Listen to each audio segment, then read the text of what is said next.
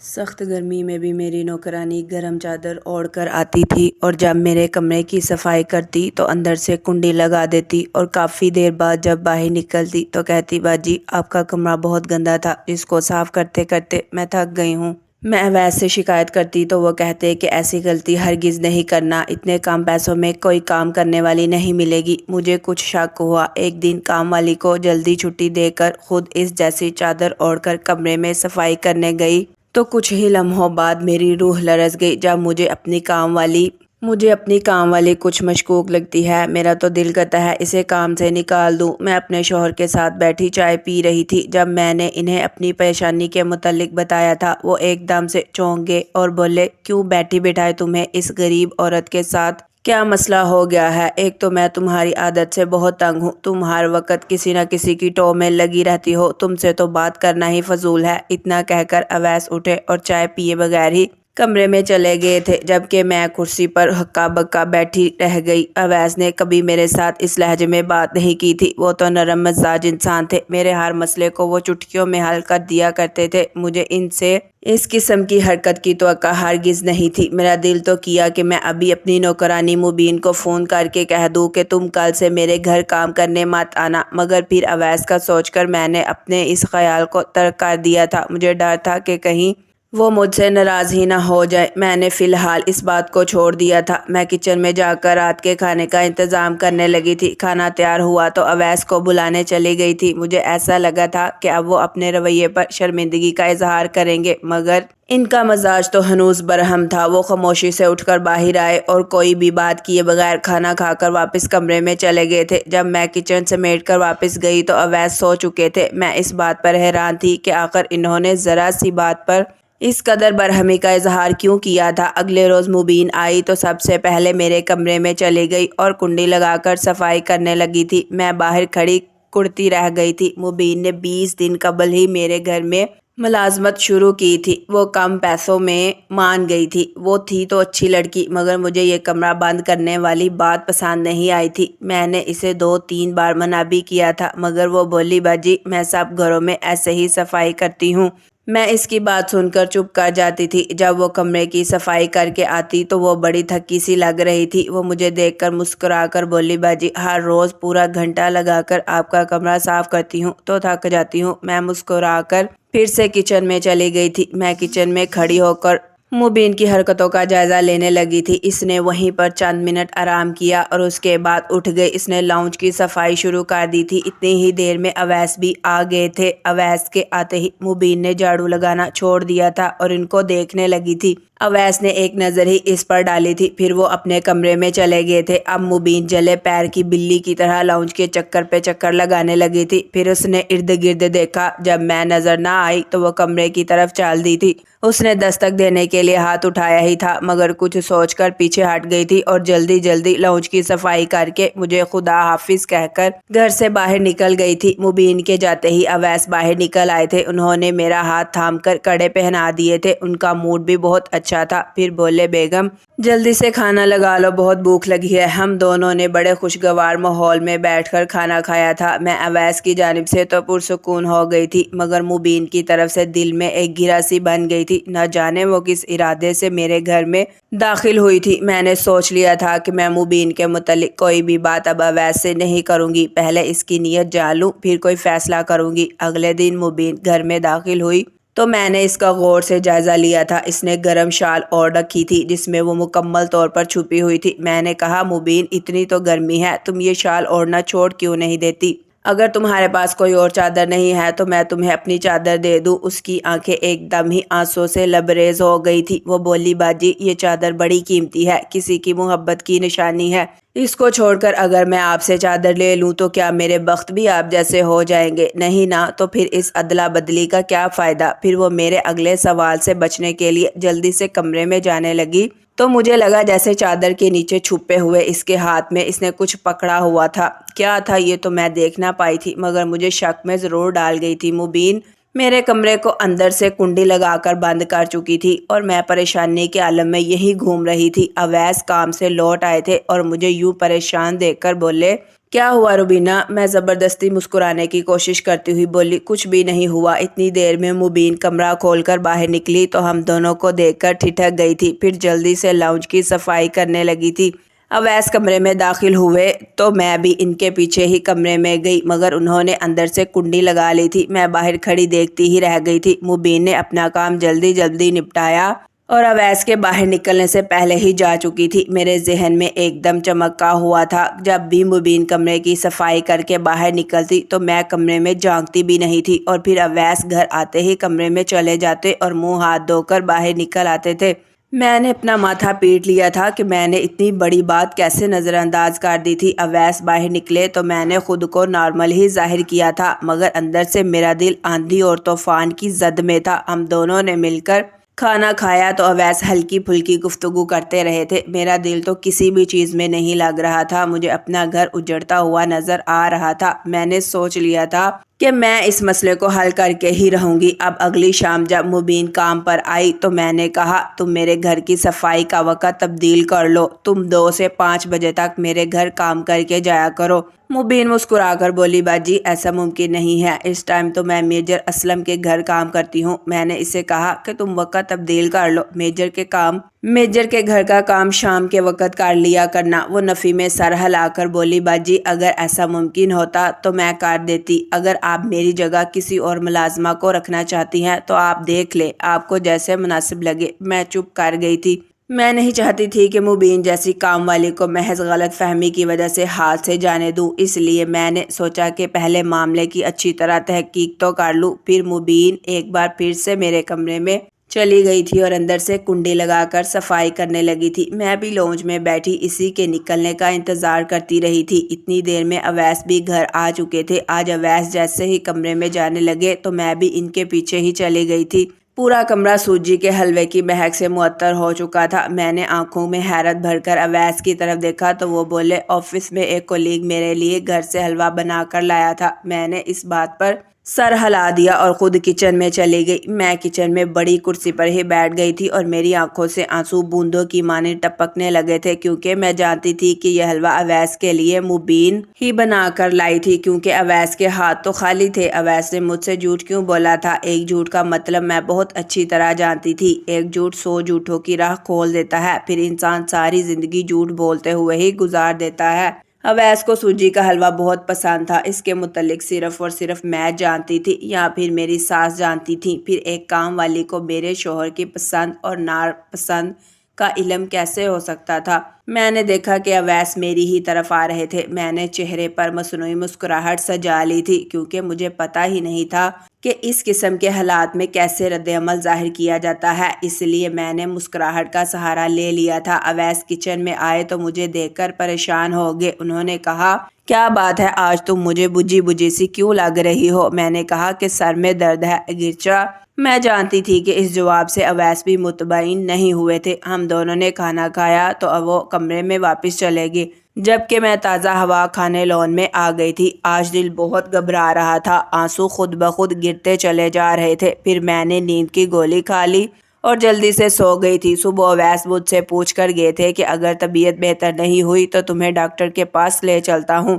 میں نے انہیں تسلی دی کہ اب میں بہتر ہوں۔ وہ آفس چلے گئے تو میں میجر اسلم کے گھر چلی گئی تھی۔ میجر صاحب کا گھر ہمارے محلے میں ہی تھا۔ ابھی مبین ان کے گھر کام کرنے نہیں گئی تھی، اسی لیے میں اس کی جانچ پڑتال کر سکتی تھی۔ میں ان کے گھر گئی تو مسز اسلم نے میری خوب آؤبھگت کی تھی۔ ادھر ادھر کی باتیں کرنے کے بعد میں نے مسز اسلم سے کہا کہ مجھے مبین پر بہت ترس آتا ہے، وہ اتنی گرمی میں گرم شال اوڑھ کر آتی ہے، کیوں نہ ہم اس کے لیے ایک چادر کا انتظام کر دیں؟ مسز اسلم میری طرف عجیب سی نظروں سے دیکھتے ہوئے بولی، مبین تو ہمارے گھر دوپٹے میں آتی ہے، وہ تو سردیوں میں بھی گرم شال نہیں اوڑھتی۔ میں چونک گئی تھی، مجھے سمجھ ہی نہیں آ رہا تھا کہ اب میں ان سے کیا بات کروں۔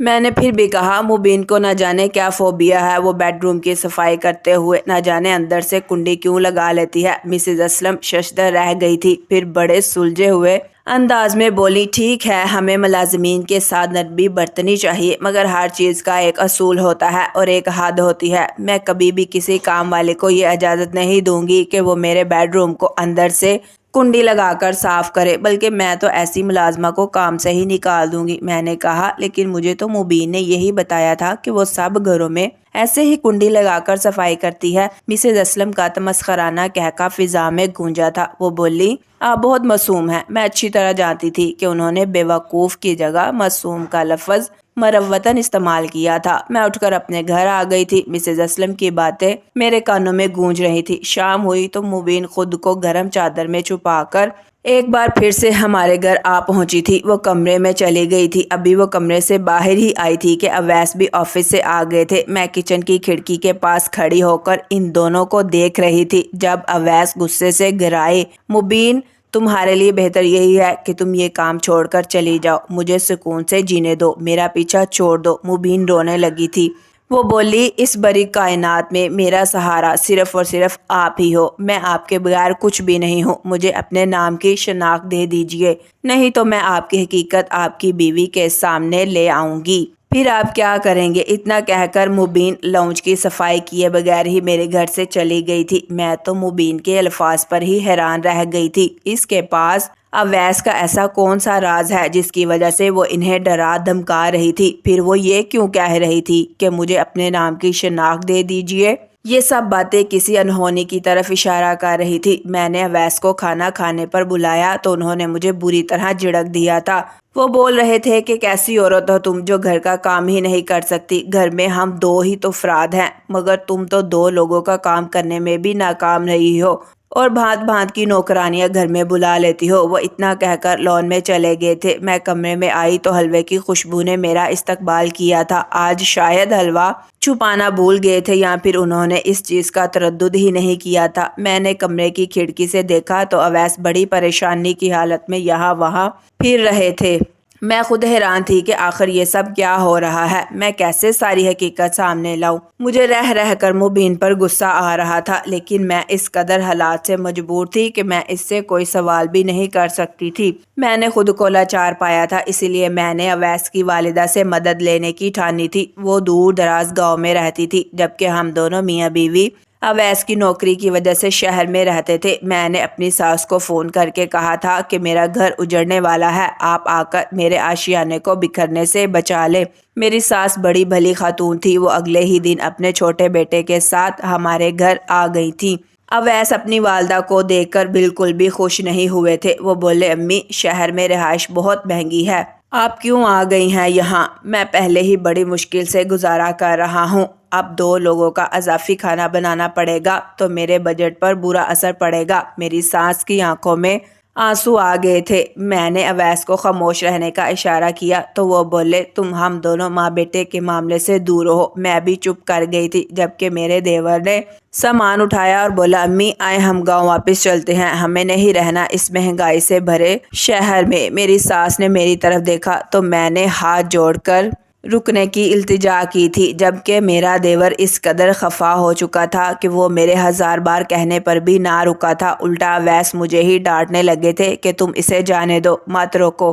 دیور چلا گیا تھا، ساس پریشان تھی، انہیں توقع ہی نہیں تھی کہ ان کا سب سے چاہنے والا بیٹا ان کے ساتھ ایسا سلوک کرے گا۔ میں نے اپنی ساس کو ساری بات بتا دی تھی۔ میں ان سے بولی کہ اویس کچھ بدل سے گئے ہیں، اسی لیے میں نے آپ کو بڑا مان کر بلایا تاکہ آپ ہم دونوں کے درمیان ساری رنجشیں ختم کر دیں۔ شام ہوئی تو میں مبین کا انتظار کرنے لگی تھی۔ میں اپنی ساس کو مبین کے متعلق پہلے ہی سب کچھ بتا چکی تھی۔ وقت گزر رہا تھا مگر مبین گھر نہیں آئی تھی۔ میں نے اویس سے کہا کہ اب مہمانوں کے آ جانے سے گھر کا کام بڑھ گیا ہے مگر مبین آج آئی ہی نہیں۔ اویس سخت لہجے میں بولے میں اسے کام سے نکال چکا ہوں، آج کے بعد وہ کام کرنے نہیں آئے گی۔ تم جو مفت خوروں کو گھر میں دعوت دے کر بیٹھی ہو تو پھر یہ تو ہونا ہی ہے نا۔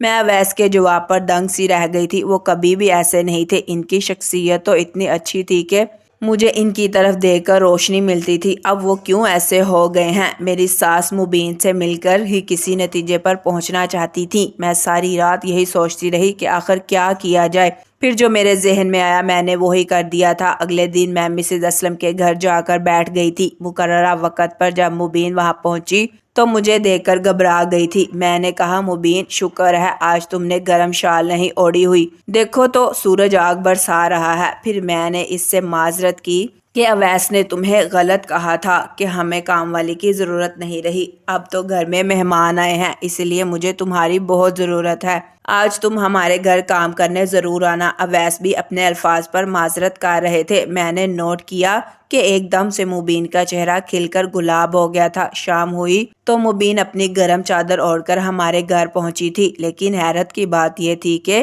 آج اس نے نقاب کر رکھا تھا۔ مجھے مبین کے چونچلے دیکھ کر بہت غصہ آیا تھا۔ میں نے کہا، مسز اسلم کے ہاں تو تم دوپٹے میں چلی جاتی ہو، مگر ہمارے گھر آنے کے لیے تم نے نقاب بھی کر لیا ہے۔ وہ کھسیانی ہنسی ہنس کر بولی، باجی آپ ہی نے تو کہا تھا کہ گھر میں مہمان آئے ہوئے ہیں اس لیے پردہ کیا ہوا ہے۔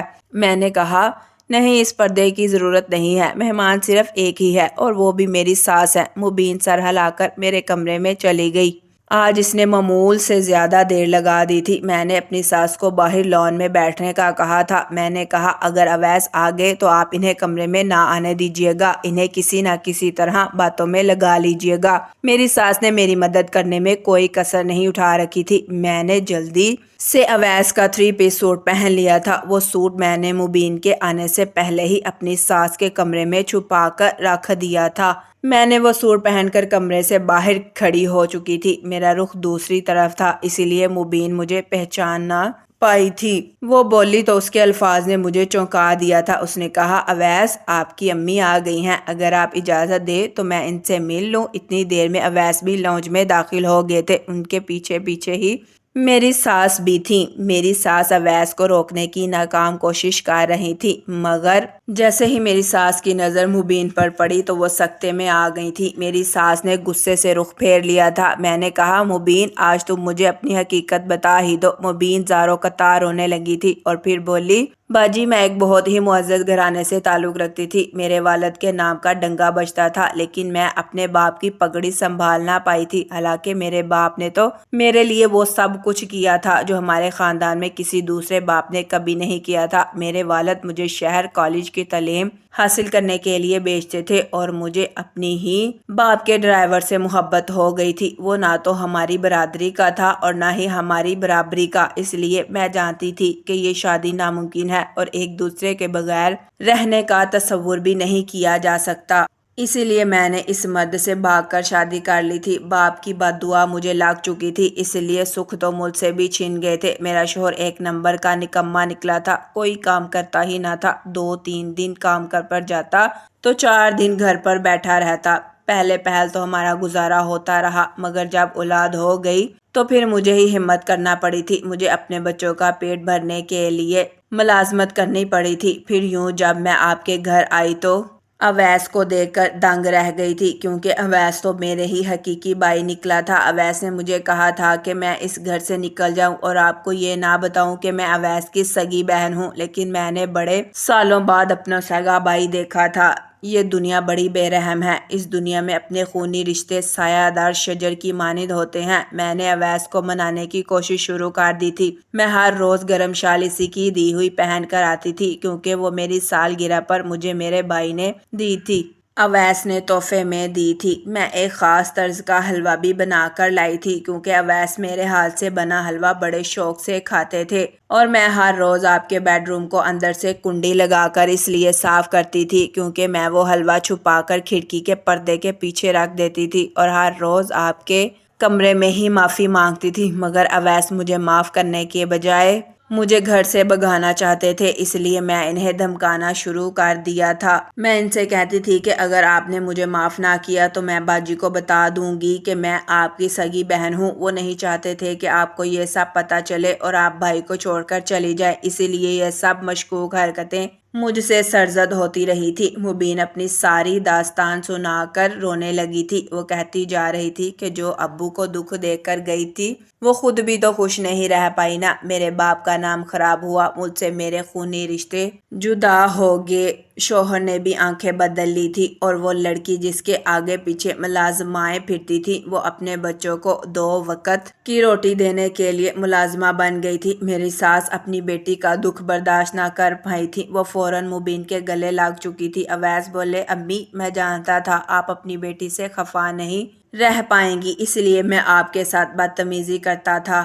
تاکہ آپ یہ گھر چھوڑ کر چلی جائیں اور مبین کو نہ دیکھ لیں۔ میں آگے بڑھ کر بولی، اویس، ماں کا دل کبھی غلط فیصلے نہیں کرتا۔ مبین اپنے حصے کی سزا بھگت چکی ہے، اب آپ بھی اس کے سر پر ہاتھ رکھ کر اسے معاف کر دیں۔ اویس کی بھی آنکھیں بھیگ گئی تھیں، انہوں نے بھی مبین کو معاف کر دیا تھا، جبکہ میں یہ سوچ کر رہ گئی تھی کہ ہمارے معاشرے کی کتنی ہی لڑکیاں پیار محبت کے نام پر بے وقوف بنائی جاتی ہیں، کبھی کوٹھوں پر لا کر فروخت کر دی جاتی ہیں تو کبھی ساری زندگی سسک سسک کر جیتی رہتی ہیں، اپنے رشتوں کو یاد کر کے آگے بڑھتی رہتی ہیں۔